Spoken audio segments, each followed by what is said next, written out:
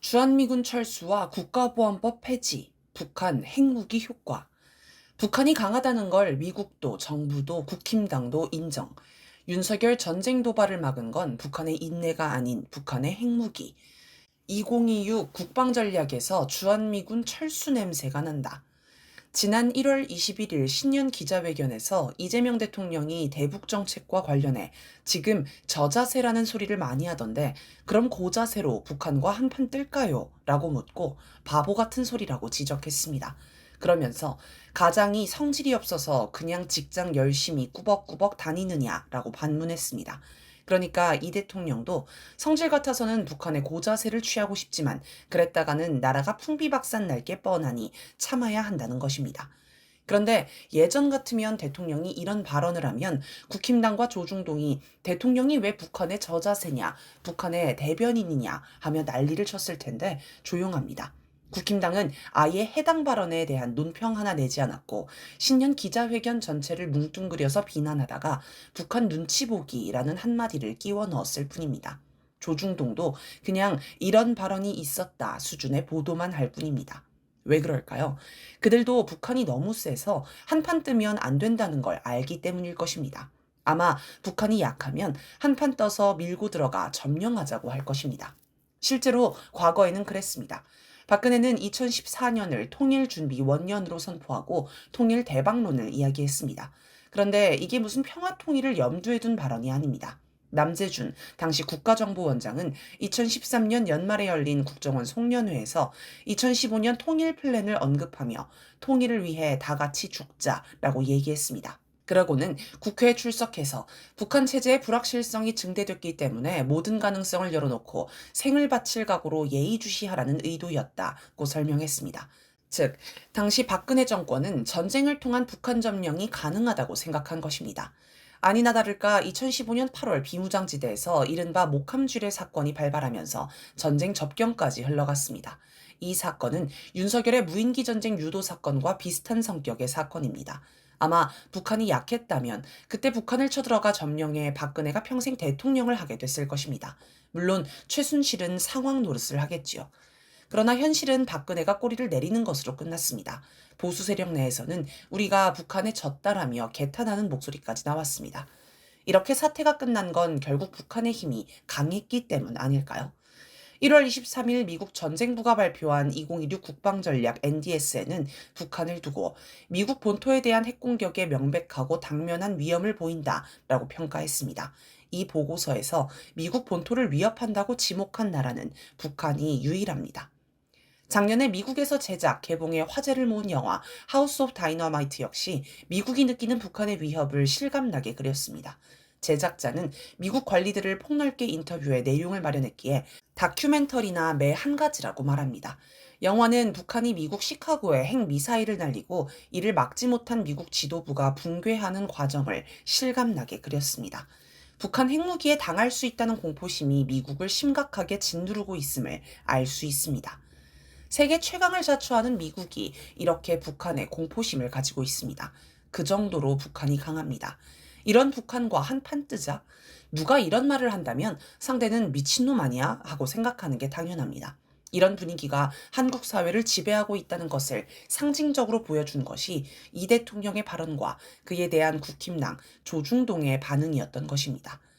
윤석열이 평양에 무인기를 날려서 전쟁을 일으키려 했는데 북한이 인내해서 전쟁이 일어나지 않았다고들 합니다. 맞는 말이기는 합니다.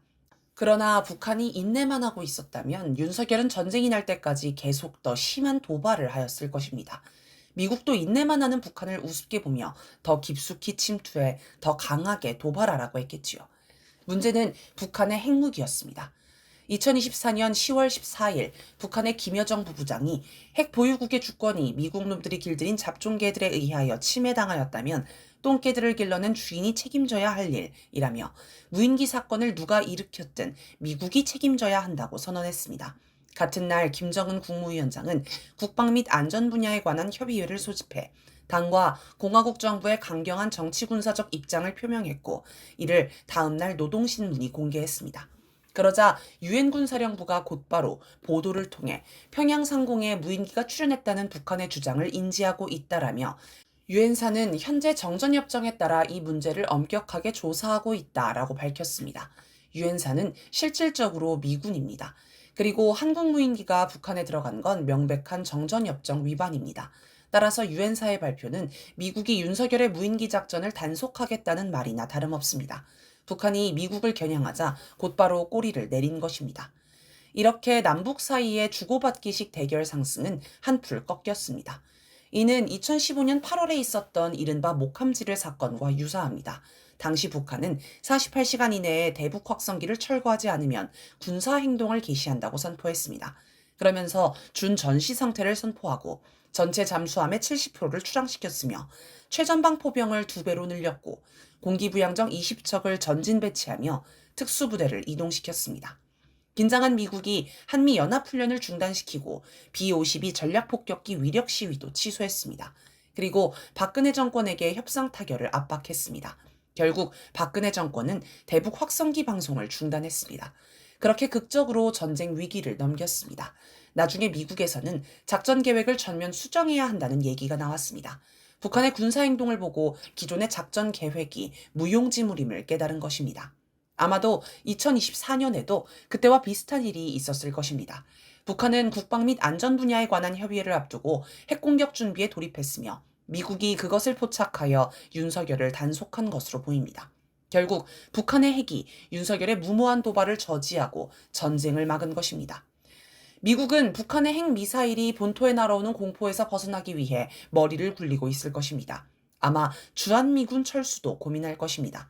주한미군이 있으면 한반도에서 전쟁이 날 때 미국이 피해갈 수 없습니다.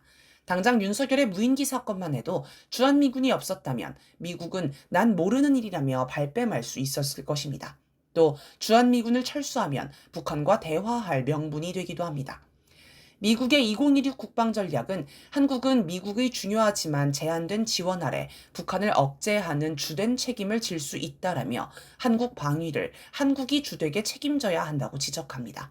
여기서 미국이 하겠다는 중요하지만 제한된 지원이란 핵우산을 말합니다.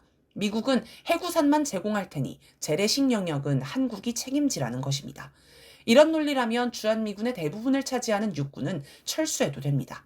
한국에는 미국 육군이 운용하는 지상 배치 핵무기가 없습니다. 그런데 따지고 보면 주한미군은 공군, 해군 역시 핵무장이 안 되어 있습니다. 다 철수해도 됩니다. 대신 미국이 핵항공모함, 핵잠수함, 전략폭격기로 핵우산을 제공하겠다고 하면 그만입니다. 이러면 주한미군은 전부 철수해도 상관없습니다. 이처럼 2016 국방전략에서 주한미군 철수 냄새가 납니다. 조선일보도 눈치를 챘는지 아니면 어디서 지침을 받았는지 1월 26일 사설을 통해 주한미군 역할 변경이 현실화된 만큼 주한미군이 없으면 큰일 날 것처럼 생각하는 국민 인식부터 바꿔야 한다라며 주한미군 철수를 대비해야 한다고 주장합니다. 2025년 9월 21일 이 대통령은 페이스북에 외국 군대 없으면 자주국방이 불가능한 것처럼 생각하는 일각의 굴종적 사고가 문제라고 썼습니다. 그런데 국힘당과 조중동은 아무런 반박도 하지 않습니다. 반미 친중, 이재명 민주당 정권 때문에 미국이 한국을 버리려고 한다라며 난리를 피울 법도 한데 말입니다. 대놓고 말은 안 해도 다들 현실을 인식하고 있나 봅니다. 2025년 12월 2일 국가보안법 폐지 법률안이 발의됐습니다. 지금 국회 구성이면 충분히 통과할 수 있습니다. 만약 주한미군이 철수하고 국가보안법도 폐지되면 북미 대화, 남북 대화가 가능하지 않을까 싶습니다. 북한의 핵무기가 미국을 압박하니 먼 미래에나 가능할 것으로 막연히 여겼던 일들이 점차 현실로 떠오르고 있습니다.